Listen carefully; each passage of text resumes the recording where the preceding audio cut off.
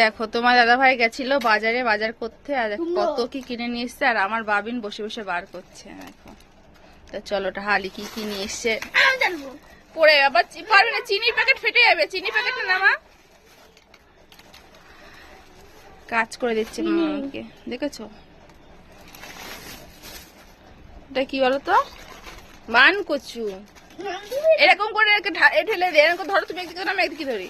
হ্যাঁ দেখো কত কি নিয়ে এসছে, পুঁই শাক, সজনের ডাঁটা, কত সুন্দর উচ্ছে, বেগুন, পটল, আর লেবু, আর নিয়ে এসছে মান কচু। হ্যাঁ চিনিটা লাগবে তো বাবা, তুমি দুধ খাও, রুটি দিয়ে খাও।